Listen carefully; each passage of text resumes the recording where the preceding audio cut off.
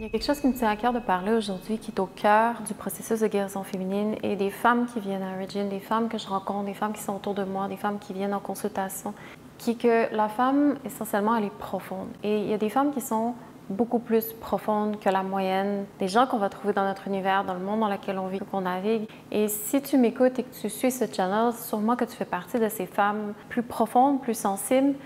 Et les femmes, de manière générale, on a cette aptitude à être intuitif, à avoir une capacité à naviguer dans les espaces plus profonds, peut-être avec beaucoup de difficulté à descendre plus profondément parce qu'il y a beaucoup de blocages, mais cette tendance à ressentir un peu plus les choses, à être sensible ou être hypersensible. Et je rencontre beaucoup de femmes qui viennent me voir et ça a été aussi mon cas, c'était le cas de toutes les femmes qui m'entourent et j'ai besoin de mettre des mots sur ça parce que c'est le cœur de la mission d'Origin, c'est que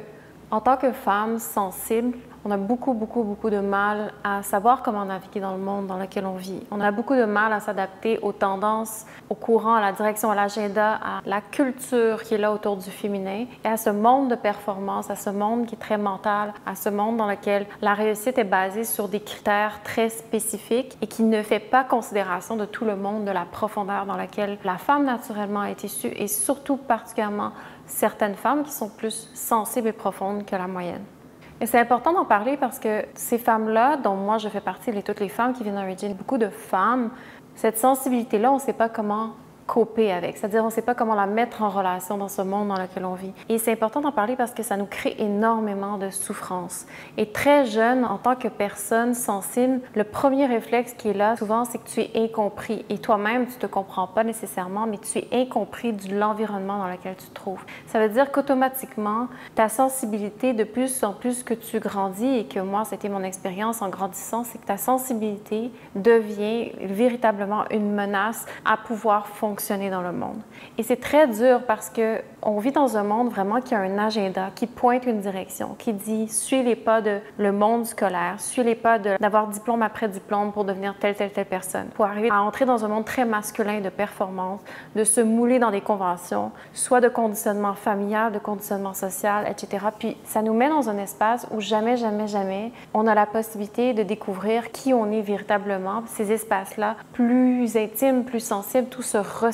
qui n'a rien à voir avec le monde extérieur dans lequel on est. Mais en dessous, il y a une femme sensible, profonde, qui ressent les choses, qu'on ne sait pas nécessairement comment et quoi faire avec ce qu'on ressent. Et tous les dons qu'on a reçus, tous les cadeaux, les skills, les potentiels qui sont là à l'intérieur de nous n'ont pas non plus un espace dans lequel on peut apprendre à les découvrir, apprendre à les explorer, apprendre à savoir comment ces énergies-là ou ces potentiels-là peuvent avoir un espace d'expression et d'apprendre à entrer en relation avec ces énergies-là sans que ça soit constamment corrompu. Et ce qui se passe, c'est que c'est tellement un espace fragile, c'est comme des petites pousses à l'intérieur de nous qui, en fait, en dessous, évidemment, ont une racine de pouvoir qui est beaucoup plus énorme qu'on arrive vraiment à le toucher. Mais il y a quand même une petite pousse qui essaie de passer à travers ça. Et chaque fois qu'on s'ouvre et qu'on essaie de mettre ça en relation avec le monde extérieur, ça n'a pas de place pour être en relation avec ce monde-là qui vole, prend, détruit, écrase, n'écoute pas, ne comprend pas, ne ressent pas. On vit dans un monde de numbness où est-ce que c'est très difficile de ressentir, de se laisser toucher, de se laisser recevoir par ce qui est. Et la direction dans le monde dans lequel on vit, qui est vraiment le monde du pouvoir négatif, ne s'intéresse pas à la nature profonde des choses et à ce qui est. S'intéresse plutôt à la projection, à l'illusion, à comment tisser sa place au milieu d'un univers qui fonctionne sur un système énergétique qui prend et qui vole l'attention et l'énergie des autres et qui réussit à se hisser de cette façon-là, trouve sa place dans le monde. Donc, une personne sensible, profondément sensible, n'arrive pas à trouver son chemin et doit faire énormément de sacrifices sur sa sensibilité, sur son intégrité pour arriver à trouver une place dans ce monde. Donc, les femmes qui m'entourent, et ce qui a été mon cas souvent, c'est une profonde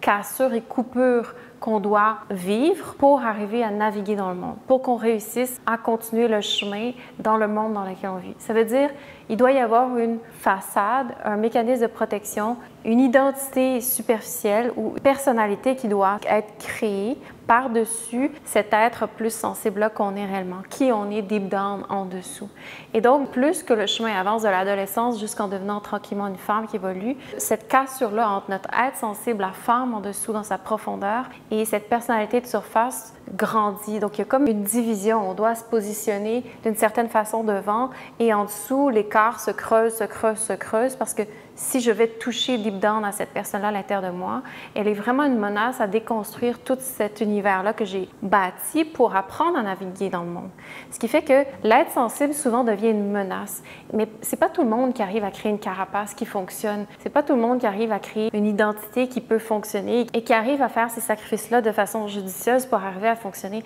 Beaucoup de femmes, et c'est ça mon point, et c'est ça que j'ai envie de parler, vont avoir énormément de difficultés à compromettre leur sensibilité parce que à partir du moment où tu ressens, où tu es hypersensible, tu es toujours en train de dealer ou de manager ou de traiter les informations, le data qui vient à toi, tout ce qu'on ressent à un niveau plus profond. Donc, souvent, notre système nerveux est overwhelmed et souvent, on n'arrive pas à coper avec toute cette information-là et versus tout l'univers social et tout ce qu'on ressent en dessous de la vérité de ce qui se passe. Et donc, le réflexe de ces personnes-là sensibles et profondes, c'est vraiment de s'isoler. En fait, il y a plusieurs façons de réagir à ça ou de répondre à ça ou de créer ces mécanismes de protection. La première, comme je le mentionnais, c'est de vraiment créer une division entre cet être sensible-là à protéger et des parties de soi qu'on va mettre de l'avant, qu'on va cristalliser comme étant une identité de front, comme une étiquette qu'on va présenter et tout le reste en dessous et derrière n'a jamais d'espace pour être compris, reçu, intégré et comprendre comment son passage veut se faire avec la vie. Donc, ça crée énormément de souffrance. Et il y a aussi le fait qu'une personne qui n'arrive pas à développer ces mécanismes-là de protection va souvent s'isoler, va souvent se cacher, va souvent trouver toutes sortes de moyens, de situations pour ne jamais être dans un espace social ou le moins possible, va éviter, contourner, faire en sorte qu'on n'a jamais à être dans des espaces où est-ce qu'on reçoit une attention des gens, parce que l'attention des gens sur soi, ça veut dire « je suis vu ». Et ce qu'on a à montrer pour être vu, ce n'est qu'une façade, qu'une petite partie de qui on est vraiment. Et deep down, en dessous, tout ce qui est vraiment là, c'est un espace très vulnérable, quelque chose qu'on n'a même pas vraiment réussi à toucher nous-mêmes. C'est tout un univers qu'on apprend à garder caché et c'est un univers très fragile quand tout le monde nous regarde. Quand le monde nous regarde, c'est une attention qui est mise sur soi et ça demande énormément de résilience dans le système nerveux pour être capable de gérer l'attention des gens. Ça demande d'être dans une position de se connaître ou d'avoir suffisamment mis de mécanismes de protection pour être capable de recevoir cette énergie-là, cette attention-là. Parce que l'attention, c'est du pouvoir. L'attention, c'est de l'énergie. Et c'est pour ça qu'on vit dans un monde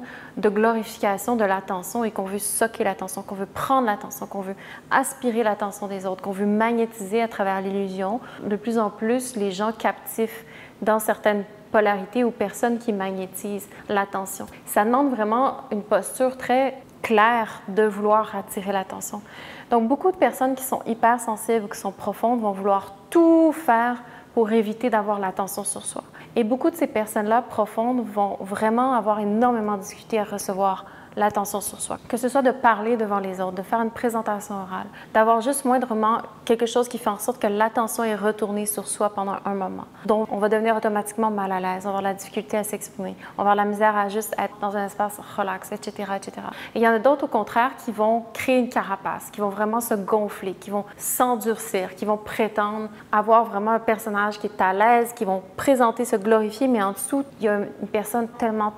sensible qui a du mal à recevoir tout le monde de sensibilité qui est là en dessous, qui a du mal à faire du sens avec tout l'univers qu'on reçoit en dessous. Et dans tous les cas, peu importe c'est quoi le mécanisme de protection, en dessous, il y a une femme profondément sensible qui essaie tant bien que mal de survivre, de se protéger, de trouver des protections à toute cette sensibilité à l'intérieur de soi. Et moi, mon histoire, ça a été vraiment ça, c'était d'avoir tellement de difficultés juste dans le niveau scolaire, de comprendre le sens de qu'est-ce que ça veut vraiment dire, pourquoi j'irais sur les bancs de l'école profondément, qu'est-ce que ça me sert, comment ça m'aide à grandir dans mon authenticité, dans la personne que je suis, dans la profondeur de mon âme et de mon être, où est-ce que ça vient vraiment me nourrir. J'ai toujours de la difficulté à voir dans la profondeur. Et j'ai essayé, et c'est pas que j'avais pas des résultats scolaires d'excellence, au contraire, c'était que je n'arrivais pas à trouver le sens profond de la futilité des enseignements qui m'étaient transmis sur les bancs de l'école. Et même chose dans des emplois, j'arrivais pas à trouver le sens profond de qu'est-ce que ça vient me mener et comment je vais donner mon énergie créative en échange d'un emploi, en échange d'un poste, d'un salaire qui ne me convient pas, qui respecte pas l'intégrité de qui je suis profondément. Et pendant longtemps, j'ai vraiment cru qu'il y avait un problème avec moi. Et c'est ça le but de mon vidéo aujourd'hui, c'est ça que j'ai envie de vous transmettre et c'est ça qui me touche profondément, que dans la consultation que j'ai eue aujourd'hui avec la femme que j'ai reçue, qui croyait qu'il avait des problèmes mentaux, d'avoir été trop hypersensible dans sa vie. Et ça me touche parce que je me suis reconnue, c'est-à-dire pendant longtemps, le fait de ne pas être capable de persister, malgré le fait que je réussissais à l'école, mais de ne pas être capable de me dire, de me justifier pourquoi j'irais là, quand ce que ça m'amène n'est clairement pas ce que je recherche et m'amène à me ramener à moi-même, à qui je suis dans mon âme, dans mes dimensions les plus profondes. Je n'avais pas ces réponses-là à l'intérieur de moi en allant dans l'institution scolaire. Et même chose dans les emplois que je trouvais, ça ne faisait pas de sens. Et longtemps, pendant longtemps, pour moi, ce que ça voulait dire, et surtout d'un regard un peu familial ou d'un contexte, c'est « je suis un échec ». Je ne réussis pas la vie parce que je ne suis pas capable de m'adapter dans les structures sociales, conventions qu'on m'a données. Peu importe, vous pouvez changer les contextes que moi je vous présente avec d'autres contextes peut-être que vous vivez. J'étais profondément dérangée dans ma vie, croyant que j'avais un problème d'adaptation sociale. J'avais énormément de difficultés à parler devant les gens, j'avais énormément de difficultés à recevoir l'attention, j'avais la difficulté partout dans toutes les sphères de ma vie. Et ça demandait beaucoup de contexte qui relaxe l'atmosphère pour avoir un petit peu de présence et savoir un petit peu me présenter. Ça demandait énormément de contexte et de variables qu'il faut que tout l'univers fonctionne et qu'il soit intime et que ce soit les bonnes personnes pour qu'il y ait un peu de relaxation, un peu d'ouverture. Mais mon point, c'est de dire qu'en tant que personne sensible, on a du mal à fonctionner dans un univers, dans le monde dans lequel on vit. Et c'est important de le dire parce que pendant longtemps, et j'en subis encore les blessures, les traumatismes, pendant longtemps, je croyais que j'étais mésadaptée, que j'avais des problèmes mentaux, que j'étais une personne dépressive, que j'étais une personne bipolaire, que j'étais une personne qui était suicidaire. Je me mettais dans ces catégories-là et je n'arrivais pas à voir comment j'allais réussir ma vie. Je ne voyais pas comment le chemin de ma vie allait s'ouvrir à moi. Je voyais noir, je ne voyais pas d'issue. J'étais vraiment sans espoir dans ma vie. Donc, marcher sa vie sans avoir l'espoir de savoir qui on est et qu'il y a quelque chose qui est fait pour nous dans cette vie, c'est la plus profonde des détresses dans notre expérience humaine. Et je reçois beaucoup de femmes qui, pendant longtemps, luttent et se battent à comprendre qu'il n'y a pas un problème avec elles, mais qu'elles sont juste des femmes profondes qui n'arrivent pas à fonctionner dans un monde qui n'est pas fait pour les gens qui sont sensibles, les gens qui sont profonds, les gens qui ressentent et qui reçoivent beaucoup plus d'informations et de data, soit à l'intérieur de nous-mêmes ou soit à l'extérieur dans les dimensions plus subtiles. On vit dans un monde grossier où est-ce qu'on nous invite à de moins en moins sentir, on nous invite de plus en plus à surstimuler notre système nerveux, toujours dans un paroxysme où est-ce qu'on a besoin de plus de drogue, de plus de divertissement, de plus de sensations fortes pour constamment aller chercher un relâchement de pression parce que notre système nerveux est surchargé, surutilisé, ce qui fait qu'un système nerveux qui est surutilisé et surchargé ne sent plus, ne ressent plus les choses dans leur nature propre, dans leur fondation. Mais c'est grave parce que pendant longtemps, une femme peut fonctionner toute sa vie en croyant qu'il y a vraiment un problème profond avec elle-même juste parce qu'elle est plus sensible que les autres. Et c'est ça la beauté des femmes qui sont origin, c'est que souvent on se rend compte que ce sont juste des mécanismes de survie et que notre vie est constamment dédiée à trouver une réaction aux mécanismes de protection pour toujours protéger cet être sensible en dessous, plutôt que comprendre que le problème, c'est pas notre sensibilité, le problème, c'est qu'on ne comprend pas qu'on est des êtres sensibles, donc on a besoin d'un environnement différent. C'est-à-dire on a besoin de comprendre que c'est normal qu'on n'arrive pas à fonctionner dans le monde dans lequel on vit si on a cette sensibilité-là. Et que cette sensibilité-là, c'est en quelque sorte, c'est un cadeau qu'on arrive à le développer, qu'on arrive à comprendre sa force et sa puissance dans un monde où tout est désensibilisé, dans un monde où les gens ne sentent plus. Qu'est-ce que c'est qu'avoir ce pouvoir de ressentir et de prendre conscience de ce ressenti-là et comment ça peut servir les autres et servir la vie? Et c'est ça mon point parce que ça me fâche et ça me blesse parce qu'on peut vraiment passer à côté de notre vie en croyant qu'il y a un problème avec soi, en croyant que something's wrong with us. Quand en fait, c'est que notre sensibilité est un agent puissant de guérison, est un agent puissant aussi pour catalyser et exprimer le ressenti plus profond de notre expérience humaine. Sauf qu'il y a des conséquences à constamment refouler l'énergie à l'intérieur de soi. Il y a des conséquences à refouler constamment notre sensibilité à l'intérieur et tout ce qui cherche à s'exprimer, à véhiculer, que ce soit à travers le chant, que ce soit à travers l'écriture, que ce soit à travers tous les médiums qui sont là à l'intérieur de nous, à travers des espaces de création plus subtils, des ressentis plus subtils, etc. Tout cet univers-là qu'on pense qui ne va pas correspondre avec le monde extérieur ou qui est désaligné ou qui a besoin tellement de support ou d'espace ou de safe space dans lequel ça peut être exploré, découvert, ressenti, déconstruire le faux pour laisser juste émerger qu'est-ce qui est vraiment vrai. Tout ça, ça demande des essais-erreurs, d'apprendre à se connaître, d'avoir un safe space dans lequel pouvoir étudier ça, pouvoir explorer ça, d'apprendre à se connaître en profondeur. Évidemment, dans un monde dans lequel on vit, tout ça, c'est tellement difficile de découvrir sa sensibilité quand on vit dans un monde d'apparence et de surface, il n'y a pas de safe space. Donc, le réflexe, c'est de se refermer, de refouler cette énergie-là, de refouler les dimensions plus profondes de notre sensibilité, de tasser, écraser à l'intérieur de nous tout ce qui fait de nous notre beauté, notre pouvoir, notre ressenti. Alors, quand on passe notre vie, et souvent ça se passe dès notre enfance, c'est pas tout le monde qui a des parents qui comprend et qui voit notre sensibilité puis qui est capable de créer un environnement safe, justement, comme j'expliquais, qui est capable de valoriser ça. Souvent, on va vivre dans des situations familiales qui favorisent pas du tout l'expression, la connaissance de soi et la découverte et l'exploration de ces énergies-là plus sensibles.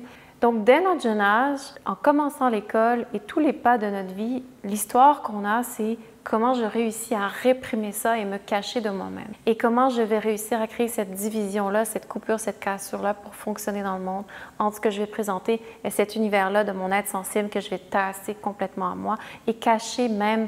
à moi-même. Donc, il va y avoir un monde secret derrière et ce que je présente. Et ce monde secret-là va jamais avoir la possibilité d'avoir son espace, d'avoir son expire, d'avoir son expression, d'avoir son émancipation, etc. Donc, c'est constamment une énergie qu'on apprend à réprimer à l'intérieur de soi. Mais comme je disais, il y a des conséquences à ça. Des conséquences d'abord énergétiques, c'est qu'on fonctionne sur un tout petit espace de notre être et on a très mal de devoir réprimer ça, même si on comprend peut-être pas qu'on fait ça, du moins la souffrance qu'on peut vivre dans notre vie. Le mal qu'on a, c'est que toutes nos beautés, la seule chose qu'on sait faire en rapport avec ces beautés-là, ces potentiels-là, c'est de les tasser, de les tuer, de les taire. C'est la seule chose qu'on est capable de faire en relation directe avec ces potentiels-là en dessous, ces énergies-là, c'est juste de les réprimer. La seule chose que je sais faire, c'est comment tasser ça de moi, comment tasser ça du chemin de la vie, comment réprimer ça. Donc, quand ta vie elle est dédiée à réprimer ce que tu portes de plus beau et de plus sensible, c'est une souffrance, c'est-à-dire que tu te fais extrêmement violence. Et on vit dans un monde où tous les êtres sensibles vont avoir ce réflexe-là. Toutes les personnes sensibles profondes vont avoir ce réflexe-là de tasser à l'intérieur de soi tout ce qu'on a de plus beau, de plus sacré, de plus intime, de créatif en nous-mêmes. Mais comme je disais, il y a des conséquences à ça parce que cette énergie-là qu'on réprime, d'abord, à un moment donné, elle reste prise à l'intérieur de nous, mais une énergie, c'est quelque chose qui veut circuler. Cette énergie-là, ce qui nous est donné, les cadeaux, les dons qu'on porte, c'est fait pour servir la vie, c'est fait pour être redonné, c'est fait pour être utile à la vie, être redonné dans les circonstances, dans notre environnement. Sauf que quand notre vie est dédiée à réprimer, il y a donc une congestion. Toute cette énergie-là qui est réprimée, donc reste comme une pression à l'intérieur de nous et va se cristalliser dans les tensions dans notre corps. Mais ça, c'est une violence parce qu'à un moment donné, notre corps, il crée des pockets ou il crée des réservoirs où est-ce que tout ça doit rester réprimé, comme je mentionnais, mais ce que ça fait, c'est que ça endurcit les canaux de circulation dans notre corps, ça endurcit les tissus qui doivent garder cette énergie-là réprimée, ça crée des mécanismes de protection directement dans la matière de notre corps et ça congestionne à l'intérieur de nous ces espaces-là et la circulation vitale le long de notre système nerveux, surtout dans notre bassin, dans notre womb, qui est l'enveloppe énergétique de notre utérus, qui est le siège de notre pouvoir créateur, de notre énergie créatrice, là où se trouve toute notre énergie moteur, notre énergie sexuelle. Justement, l'élan créatif, toutes nos énergies ou nos dimensions plus profondes prennent racine là. Donc, forcément, ça crée une congestion dans notre système reproducteur, ça crée une congestion dans notre bassin, beaucoup de tensions se trouvent là, beaucoup de débalancement hormonal, débalancement et d'infections, congestion de kyste, d'endométriose, des crampes menstruelles douloureuses, des saignements abondants, des déséquilibres de toutes sortes, et j'en passe, énormément de symptômes utérins que la femme va de plus en plus vivre. Et ce sont les conséquences de cette fermeture, de cette coupure-là, de cette déconnexion à notre espace et à nos énergies plus profondes. Et surtout, d'autant plus pour celles qui sont sensibles, tout leur univers doit toujours disparaître pour ne jamais se compromettre, pour jamais qu'on soit menacé quand on essaie de vivre dans le monde et de cheminer dans le monde dans lequel on vit. Mais c'est important de le dire parce que la femme profonde, elle va souffrir beaucoup plus que les autres parce qu'elle n'arrive pas à trouver des mécanismes de protection. C'est souvent celle qui va justement le plus s'anesthésier, se sabotager. C'est celle que je vois le plus aller dans les drogues, être alcoolique, se perdre dans n'importe quel divertissement, s'anesthésier de plein de façons possibles ou manger beaucoup, des boulimies, des problèmes, des désordres alimentaires. Souvent, ce sont les femmes les plus profondes, les plus sensibles. Donc, n'importe quoi qui va nous couper du ressenti profond, il y a toujours énormément de conséquences sur notre corps, sur notre être, sur notre féminité. Et ce sont souvent ces femmes-là qui souffrent le plus, qui ont le plus de mal à comprendre qui elles sont vraiment, à comprendre leur beauté, le pouvoir, le potentiel de cette sensibilité-là et comment justement dans un monde où on nous amène à nous déshumaniser, dans un monde où on nous amène de plus en plus à nous robotiser, à voir comme le fonctionnement de notre humanité de plus en plus comme des robots, à se déconnecter du pouvoir primal, instinctif, intuitif de notre expérience humaine. Les femmes qui ont ce pouvoir-là d'être sensibles, de ressentir les choses plus en profondeur, sont souvent celles qui ont une fonction qui n'est pas reconnue dans la société et qui est d'aider les autres à retrouver justement leur humanité. Et c'est une fonction qu'on ne dit pas et qu'on ne nomme pas, mais les sensibles ou les hypersensibles ont une fonction importante parce que l'humanité, c'est quelque chose qu'on est en train de perdre de plus en plus. Les fondations de notre humanité, les fondations de notre pouvoir en tant que femme. À quoi sert une femme? À quoi sert son pouvoir? Qu'est-ce que le pouvoir d'une femme veut vraiment? C'est des choses dont on ne parle plus, des choses qui sont même devenues tabous. La profondeur du pouvoir de la femme, c'est quelque chose qu'on n'étudie plus et qui n'est plus transmis de femme en femme. Mais dans une perspective de guérison, quand on reconnecte à l'intelligence de la nature, plus qu'une personne est capable de ressentir, plus qu'elle est puissante, plus qu'elle sait, plus qu'elle est connaissante, plus qu'elle est capable d'intégrer son ressenti et de le canaliser dans quelque chose et de créer des environnements qui respectent le ressenti, de créer des environnements, des échanges, des situations, etc., qui respectent la valeur du ressenti profond. Et mon Dieu qu'on a besoin de ces gens-là dans le monde dans lequel on vit. Et mon Dieu qu'on a besoin de protéger ce skill-là, cette aptitude-là à être sensible parce que c'est la fondation de notre humanité. À être sensible, c'est pas supposé être quelque chose qui est un problème, mais c'est supposé d'être justement un espace ou disons une disposition qui invite à créer une autre forme d'école, que j'ai envie de dire l'école de la vie, l'école des dimensions profondes de notre expérience humaine, l'école où on étudie la psyché de la femme, on étudie les espaces plus profonds de notre féminité, qu'on apprend à comprendre qu'est-ce que la femme dans sa profondeur, elle est faite pour faire et que on retrouve ce chemin-là de reconnexion de notre pouvoir inné. Et chaque femme profonde et sensible a quelque part cette position-là, cette fonction-là, qu'elle doit juste réapprendre à réclamer, qu'elle doit réapprendre à prendre responsabilité. Évidemment, ce n'est pas en regardant dans les médias sociaux qu'on nous transmet ça ou qu'on nous rappelle à cette responsabilité-là. Mais je vous le dis, les femmes sensibles, les femmes profondes doivent se rassembler entre elles, doivent venir entre elles pour s'écouter, pour se donner un miroir de guérison l'une l'autre, parce qu'il y a une fonction sacrée quand on ressent les choses à un niveau profond et qu'il suffit juste de cultiver une résilience dans le système nerveux, qu'il suffit juste de mieux se comprendre, qu'il suffit juste de comprendre cette sensibilité-là, de se donner un support et surtout une façon de revenir dans la résilience et la stabilité interne de son corps parce qu'une femme qui est sensible a besoin de stabilité interne. Une femme qui est sensible a besoin de ground, d'ancrage et de renforcer son système nerveux parce qu'une femme sensible et profonde ressent beaucoup plus les choses et a une difficulté à coper avec tout ce ressenti-là. Donc, le travail essentiellement qu'une femme sensible et profonde a à faire dans sa vie, c'est d'apprendre à se déposer, à faire le ménage, à se trouver dans un espace qui est safe, dans un espace qui est sécuritaire, à s'entourer de personnes qui ont cette intention de comprendre c'est quoi cette aptitude-là d'être sensible, juste dans sa vie de tous les jours autour de nous, comment prendre place à ça, comment se positionner, comment mettre ses barrières, comment se protéger, comment mieux se comprendre, comment digérer le data, plutôt qu'on soit complètement toujours overwhelmed, qu'on n'arrive jamais à vraiment créer de l'espace. Donc, comment mieux naviguer dans le monde quand on est une personne sensible, ça c'est quelque chose qui s'apprend, mais ça demande nécessairement de revenir dans son corps. Ça demande de se déposer en soi, ça demande de savoir comment trier et discerner l'information. Tout ça, c'est quelque chose qui se cultive et qui s'apprend. La pratique Origin Yoga, mon Dieu, si moi, je n'avais pas eu cette pratique-là, je serais complètement dépassée par la vie et les choses. Et c'est le cas de beaucoup, beaucoup de femmes autour de moi. C'est une invitation. Si pour toi, c'est très difficile de naviguer dans la vie, si tu penses qu'il y a un problème avec toi parce que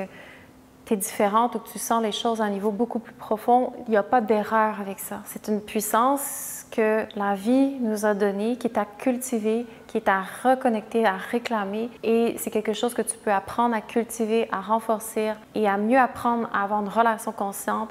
en descendant dans les fondations de ton corps.